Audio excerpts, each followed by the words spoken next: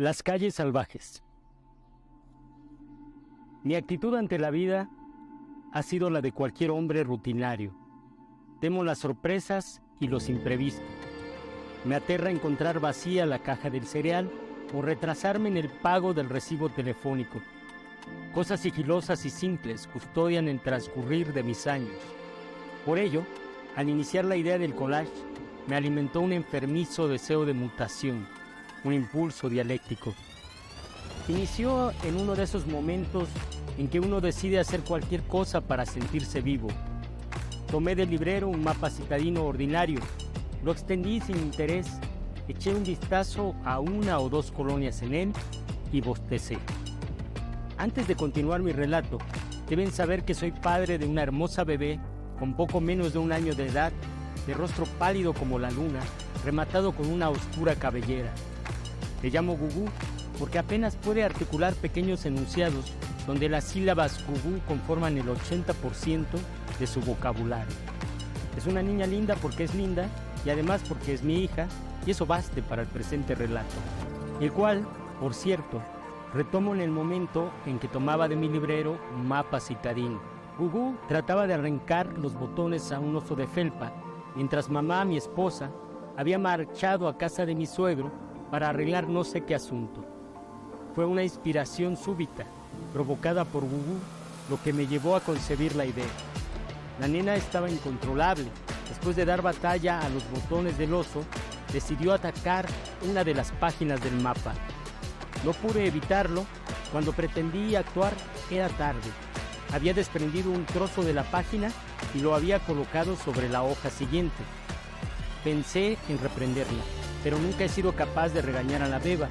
Además, aquello en su acción sugería algo que resultó atractivo. Tomé unas tijeras pequeñas, delicadas, horrorosas, del tipo de tijeras que sirve para arreglar las uñas, y me puse a recortar calles en el mapa de la ciudad. No existía método de selección, escogí al azar. No discriminé callejones cuyos nombres incluyeran cacofonías, calles con nominaciones de héroes producto de la imaginería colectiva, ni avenidas arrastrando el apellido de algún gobernador mezquino. Fui democrático. No seleccioné ejes económicos, campos comerciales o franjas marginadas. 3 de la derecha y 2 de la izquierda, 4 arriba y 6 abajo, 1 viendo y 2 sin ver. El sistema no se basaba en ningún sistema y por lo tanto resultaba original, trazando en su anarquía patrones novedosos. Después de recortar más de 100 de avenidas, eran vacaciones, el ocio era gigantesco. Me impuse la tarea de colocar, usando lápiz adhesivo, cada una en un sitio diferente al que le correspondía. Incluso llegué a encimar unas sobre otras, lo que ocasionaba con obviedad la desaparición en el mapa de casas y comercios. Me divertí toda la tarde contemplando una ciudad zurda y surcida. Avenida Reforma desembocaba, por ejemplo, en el Canal de Chalco, antes reventada con hoteles 5 estrellas y sus casas de cambio, era ahora vecina desconfiada de un barrio pobre. Al Zócalo lo coloqué sobre el aeropuerto para que todo vuelo internacional pudiera descender frente a Catedral. Al zoológico le acerqué el Estadio Azteca para que los animales gozaran de una contemplación mutua.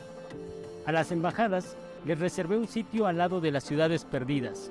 Mi departamento terminó junto a un barrio coyoacanense con la estúpida idea de tomar un café caliente cada vez que me viniera en gana. Después de mi ardua labor, cambié un maloliente pañal, contesté una llamada de mamá y me recosté en el sofá, abrazando a la beba. Vimos una caricatura juntos. Bajo el murmullo de los gritos provenientes de la calle, nos quedamos dormidos. Cuando desperté, decidí salir a la tienda por 1 litro de leche. Recosté a Gugú en su cuna y dejé el departamento. Al bajar las escaleras y abandonar el edificio, me quedé estupefacto. Mi calle no era mi calle. La tienda no estaba en la esquina. En su lugar, un inmenso gimnasio gobernaba el panorama con la consigna «Boxeadores proletarios al asalto del mundo».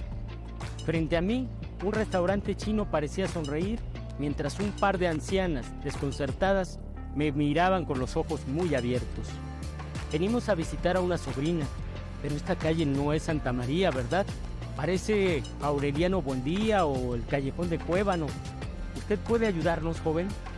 Ofrecí una disculpa imbécil y decidí hacer mutis. Corrí escaleras arriba. Tembloroso, me aferré al cuerpecito de Gugú, quien lloraba desconsolada, quién sabe si presintiendo la importancia de mi descubrimiento o por la sencilla razón de que sentía hambre. Le preparé un poco de papilla y me bebí un refresco. Luego, me senté frente a la mesa a imaginar el retorcido espectáculo de mi creación. Como si el sobresalto no fuera suficiente, tuve que soportar otra sorpresa. Al mirar el mapa, me di cuenta de que se movía. Quiero decir, las calles avanzaban lentas y certeras. Avanzaban 1 o 2 lugares hasta ocupar otra plaza. Allí se detenían un par de minutos, con suerte 7 o 10, y luego volvían a su marcha macabra, decidida. El mapa sufría transformaciones. El único orden era el caos.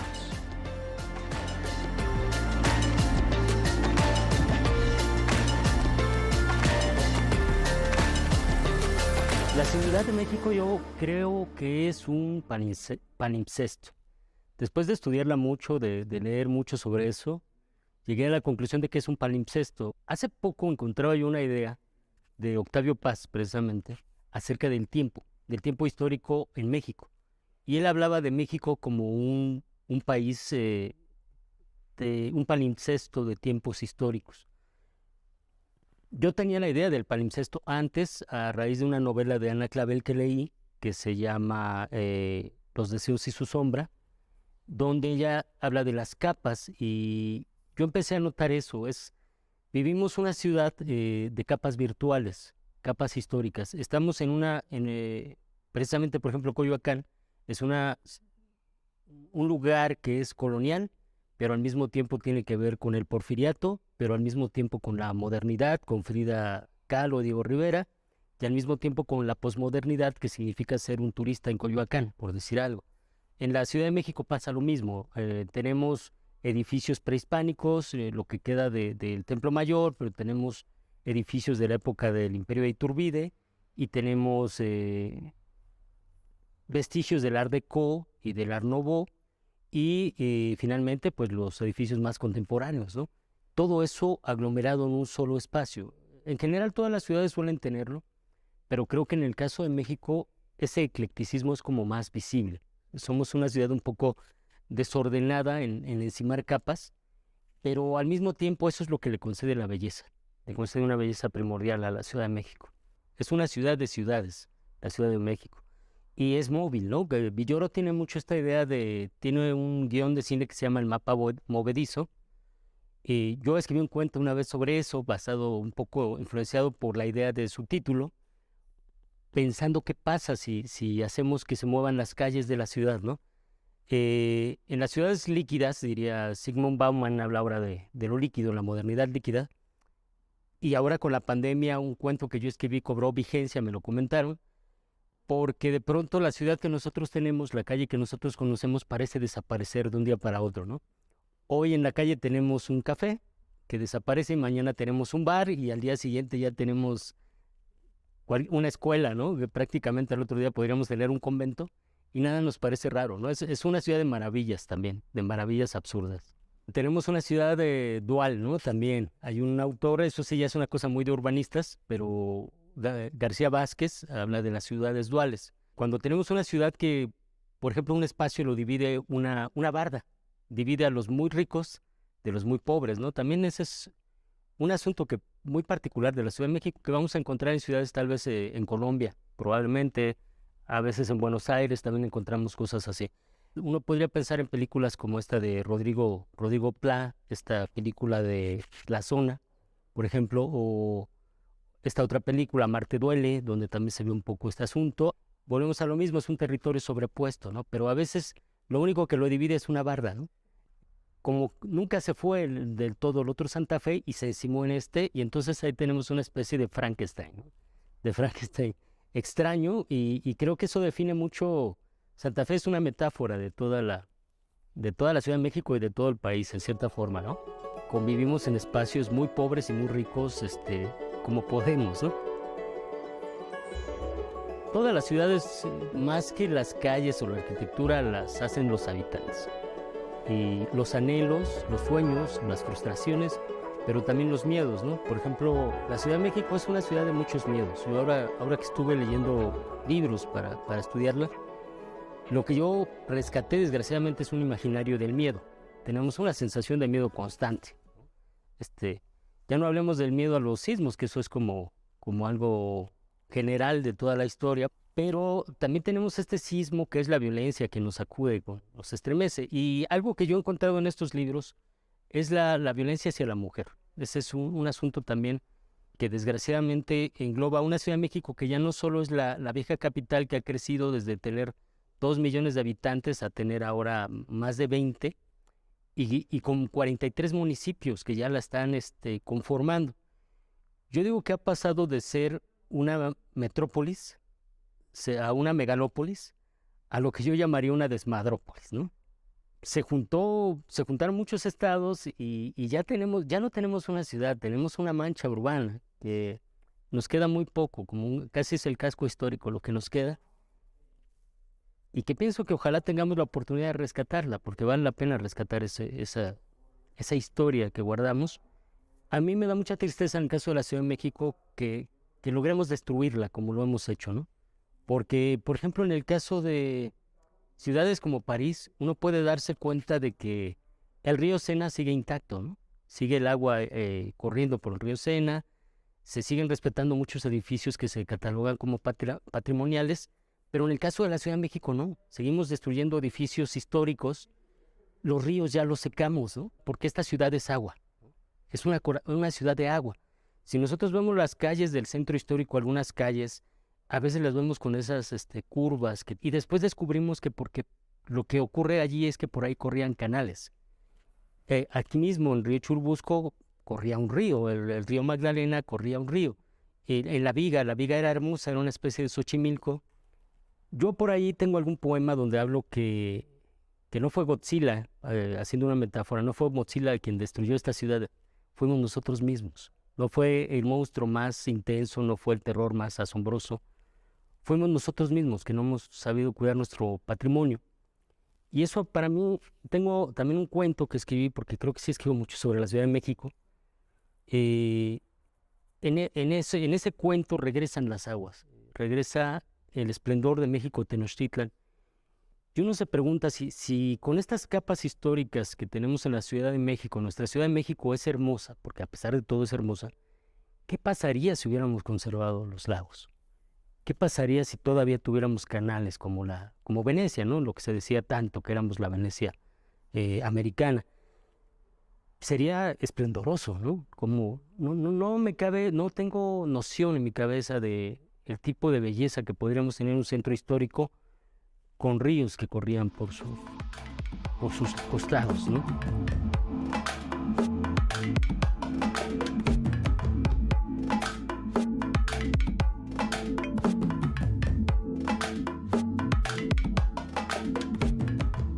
Además, con la Ciudad de México hay una cosa bien curiosa que yo siempre he pensado que la Ciudad de México, a partir de la época de la colonia, tiene la desgracia de haber perdido su corazón, su centro.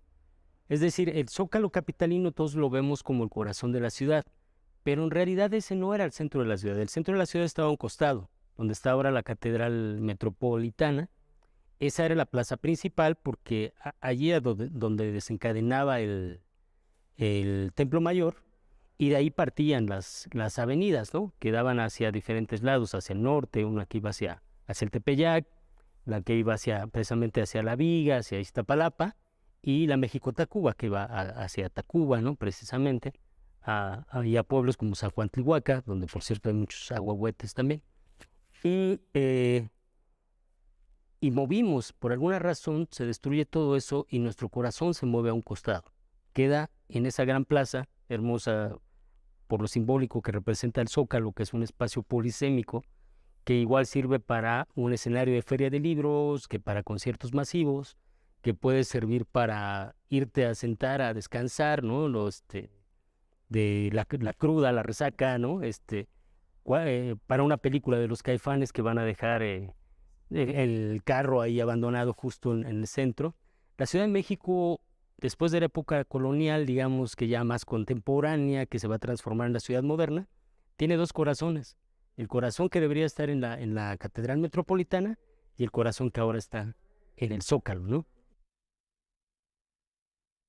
He hablado mucho de Flaneo como el hombre que recorre las calles, porque la calle, el espacio público siempre fue un espacio reservado para los hombres, porque el hombre estaba destinado para la calle.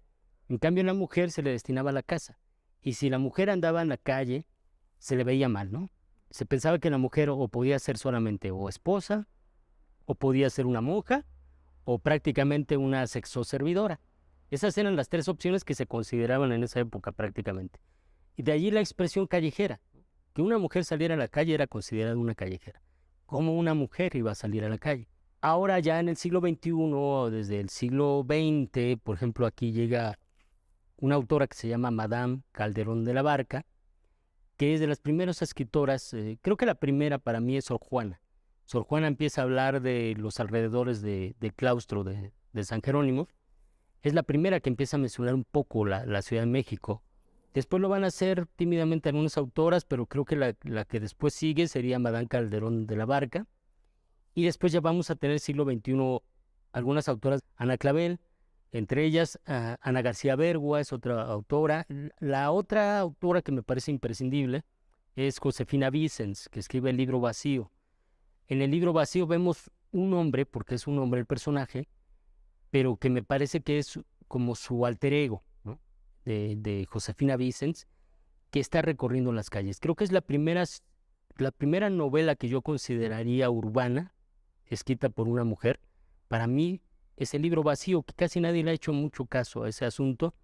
Y después viene una serie de novelas. Viviana Camacho, Contra las huellas de mi olvido, también habla de la ciudad. Susana Iglesias con Señorita Vodka. La ciudad es tomada por las paseantes. Una autora española que se llama Ana María Iglesias, que nos va a hablar de las paseantes, es decir, es la Flaneu, pero en mujer. Estas paseantes que toman las ciudades, es el mismo personaje de Baudelaire recorriendo las calles, de Edgar Allan Poe, de Cortázar recorriendo las calles, pero ahora en mujer, ¿no? Y ella lo hace sobre las calles de Madrid, principalmente. Aquí habría como que ir retomando un poco, darnos cuenta cuáles son las escritoras que recorren nuestras calles, ¿no? Por ejemplo, Viviana Camacho menciona la Alameda Central, habla un poco de las vecindades viejas del centro histórico, ¿no? ¿Quién más? Ana Clavel habla del Palacio de Bellas Artes, del mito de que debajo del Palacio de Bellas Artes hay como túneles subterráneos. Menciona Avenida Reforma en su llegada hasta el castillo de Chapultepec. La calle de Niño Perdido también la menciona. Con Susana Iglesias aparece, por ejemplo, la Merced, las sexoservidoras, cómo viven las sexoservidoras, los feminicidios en la Merced. Aparece la colonia Juárez y la calle de Berlín, recuerdo que aparece también por ahí. Y bueno, un montón de lugares que sería impensable en el siglo XIX que las mujeres hablaran de la ciudad con esa apropiación, ¿no?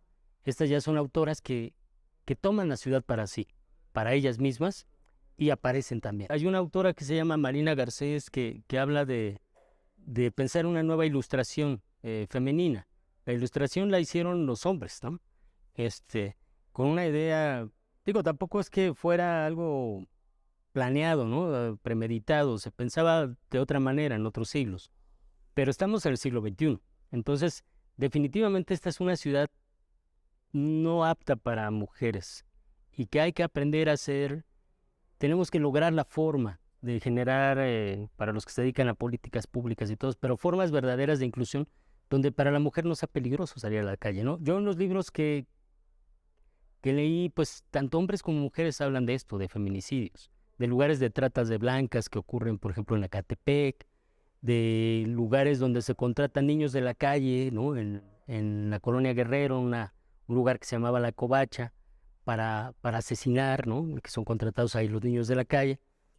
Es una ciudad de poca vigilancia con respecto a la mujer. Es una ciudad donde no hemos aprendido a darle la seguridad a las mujeres.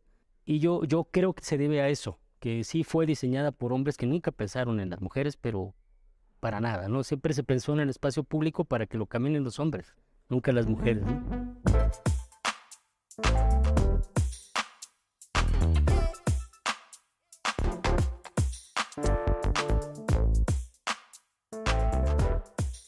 Yo digo que la ciudad en sí no es solo la ciudad material, es principalmente la ciudad que está en nuestra imaginación, ¿no? Héctor de Mauleón dice que tiene un libro que se llama La ciudad que nos inventa, y es justamente eso, la ciudad nos inventa, y nosotros inventamos a la ciudad, y nos vamos reconstruyendo nuestra propia ciudad, que en nuestra reconstrucción, cuando la reconstruimos con todos los demás, entonces todo lo que queda de eso es lo que es la Ciudad de México para nosotros. Todas las capas históricas y todas las capas de todos los mexicanos. En este momento de los ciudadanos capitalinos y todos los de la periferia, porque también ahí estamos hablando de dos ciudades. La Ciudad de México, que puede ser como más turística, pero también la de la periferia que evidentemente existe, ¿no?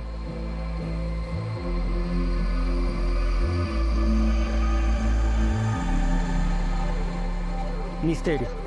Creo que la Ciudad de México tiene misterio. A mí me parecía como un juego. ¿Cómo era posible que en esa época, que la ciudad era más pequeña, hubiera crimen tan cerca de lugares tan elegantes, ¿no? Es hasta misterioso, ¿no? Que tú ibas por una ciudad que podría parecer elegante, pero te metes al barrio chino, al Callejón de Dolores, y todo cambia, ¿no? A partir de ahí pareciera que te puedes perder, ¿no? Entras, es como entrar a la dimensión desconocida, caminas unos pasos y ya no apareces, ¿no? O apareces en otro lugar. No solo es una ciudad móvil, es una ciudad de muchas dimensiones.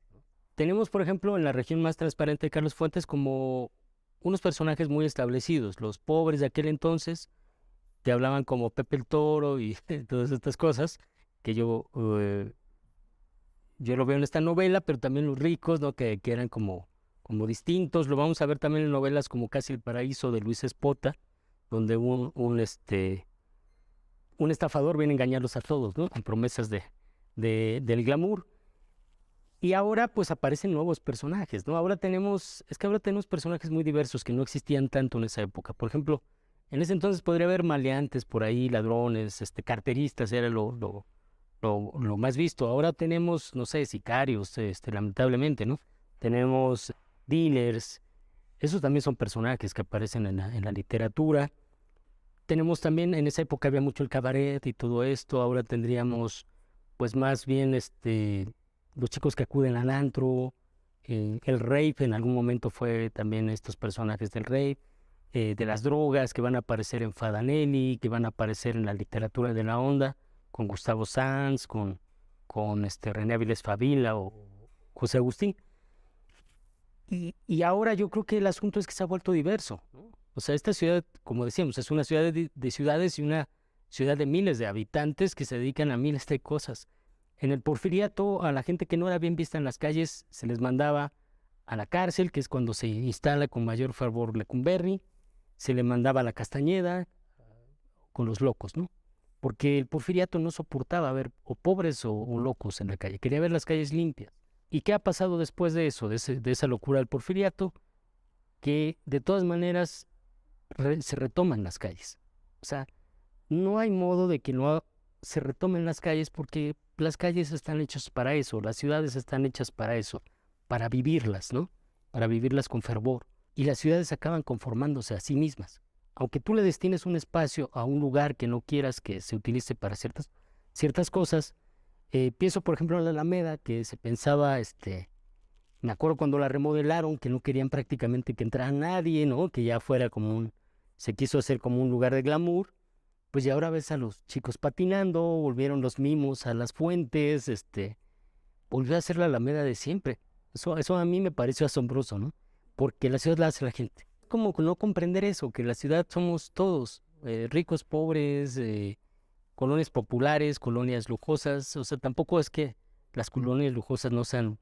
A mí me encanta ir a la Roma, a la Condesa, o vas a Tecamachalco. Las casas de Tecamachalco son impresionantes. También nos hablan de una arquitectura funcionalista impresionante, ¿no?